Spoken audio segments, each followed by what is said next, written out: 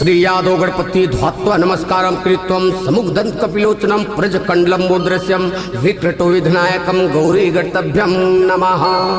बोलिए गजानन स्वामी की जय।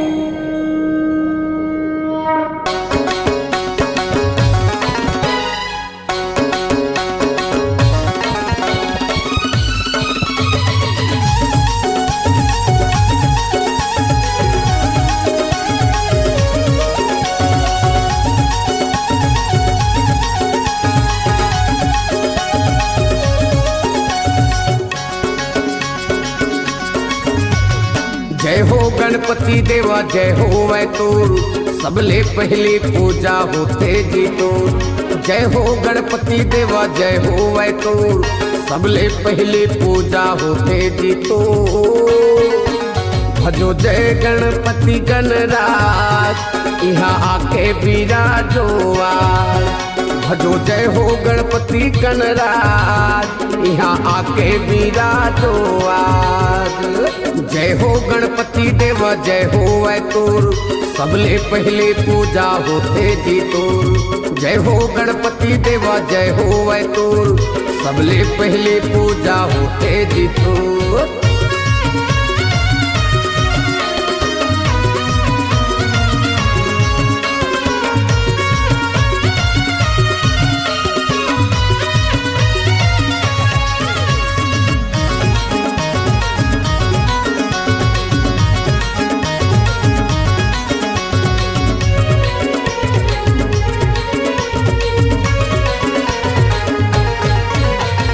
एक दंत दयावंत चार भुजाधारी, मस्तक मां सिंदूर सोहे मुसवे की सवारी।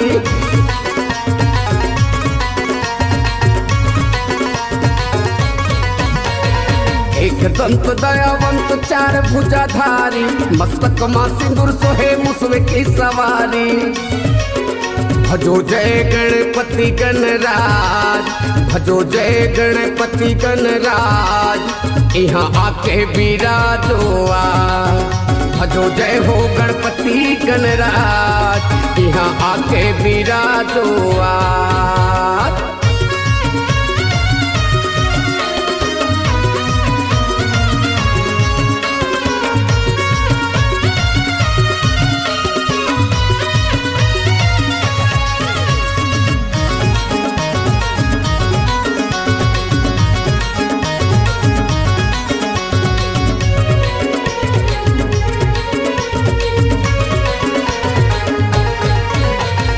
अंधन को आँख दिए कोढ़िन को काया, बांधन को पुत्र दिए निर्धन को माया।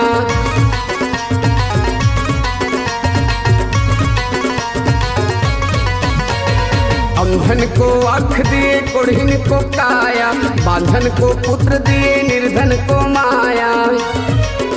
भजो जय गणपति गणराज, भजो जय गणपति गणराज, यहाँ आके विराजो आज।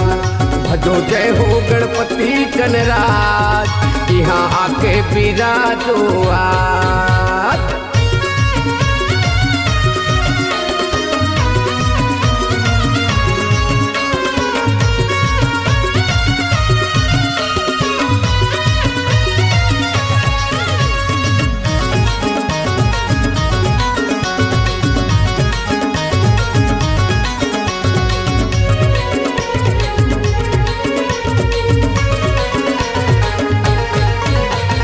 माता तोरे पार्वती पिता महादेवा, लडवन के भोग लगे संत कर सेवा।